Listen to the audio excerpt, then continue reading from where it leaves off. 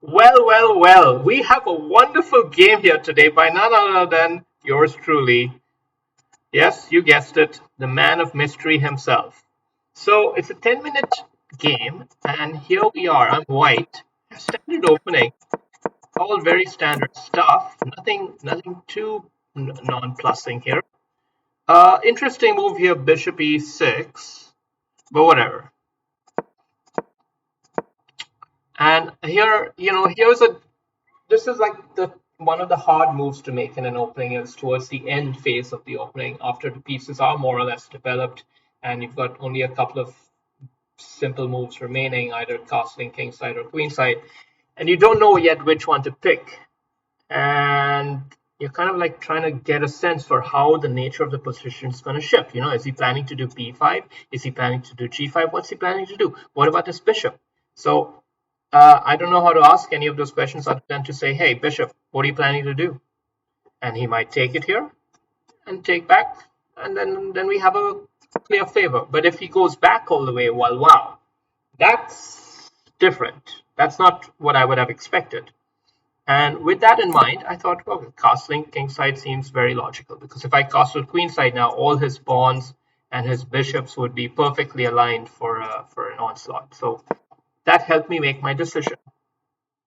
King h1 is very often a useful move here, mainly because it allows your bishop a tucking square in the event that you break the pawns open and his knight starts harassing your bishop.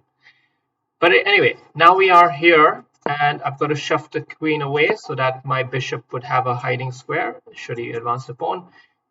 And I'm just holding this rock solid. I want this pawn rock solid, so I got my bishop back, and the bishop's ready to be tucked away should the knight manage to end up here. And now I go all the way back. In fact, I could have probably gone to c2 because queen captures has the hidden threat check. But why make it so complicated? All right, so now this was another move that I was like, whoa, he's really blocking his his pieces away from his own king. I've got to take advantage of that. Now, how do you take advantage of it? What's the move? You guessed it, e4. You got to break open in the center. And no, he doesn't want to. Okay, I'll lock him up. Lock him up. Look, I've locked him up. He's locked himself up. And now I'm just putting the squeeze on him. But a good player knows when he's being squeezed and he knows how to fight back. So this is a great fight back move. I could capture en passant here and he would capture back with the knight, but I think it solves a lot of his problems. Maybe not. Anyway, I decided to keep the closed structure. I kind of liked this big center. And now I'm starting to even play a bit sacrificially, like g4 was a sacrifice actually. But now we're trying to get into different territory. I was ready to go full throttle at him, because I've got all my pieces lined up strategically. It makes sense to go for the jugular. So I've given up a pawn here. And what do? I'm giving up another one. Point being that we want to maintain the pressure. And I have to find the right move, how to carry forward. This pawn is defended by the knight and the queen, so it's not for the taking anymore. I've got to do something, and I got to find another pawn break or something. And okay, I play knight to g3. I don't know if this is such a great move. Maybe I could have gone directly f5 actually, because he can't take back anyway. So that might have been a bad move actually from me, giving him some breathing room here. But anyway, I go f5 next move nonetheless, and now he starts to get his bishop in the way. Obviously, he doesn't want his bishop to get pinned out, so we're happy to trade the bishops here. That bishop could end up being a pretty useful defender also, who knows.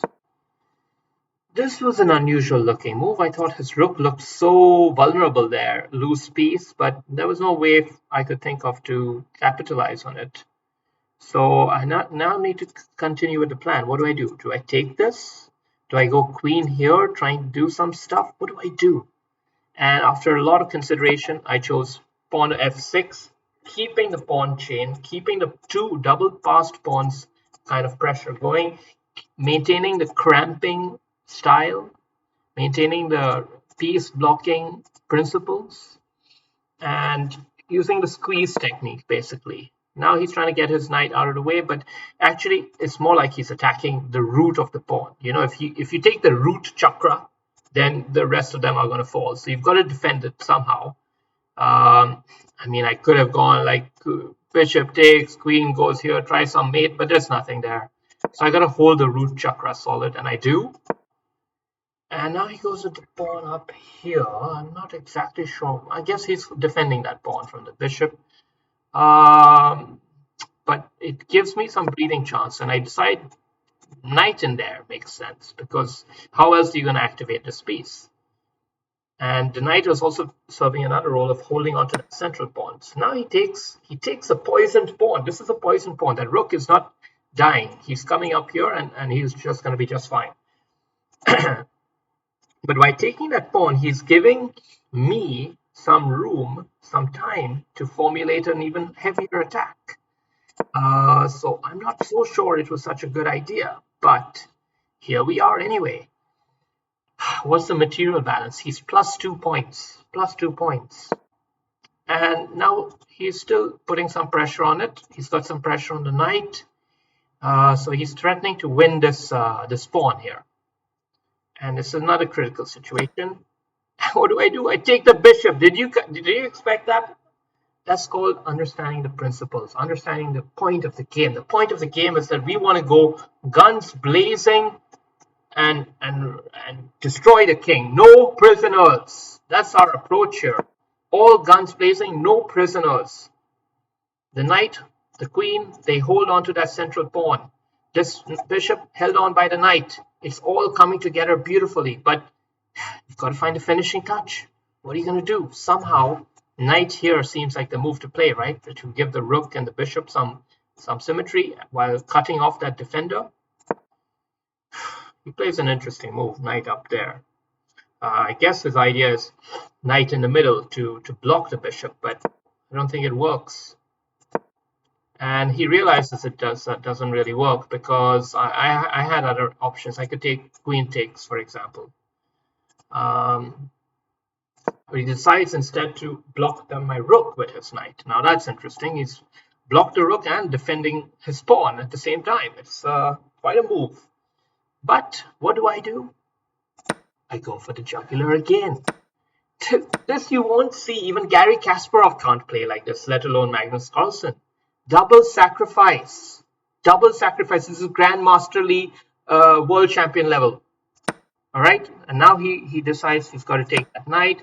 But the pressure is still on. The queen is still threatening mate. He had to sacrifice his queen for my bishop to stay alive in the game. And the rest of this game is all very clinical. There's no point in really even playing it, but here we are. We had a long drawn out game, double queen checkmate. Hope you enjoyed that master class against a top-notch player. Double sacrifice. Wow. Just wow.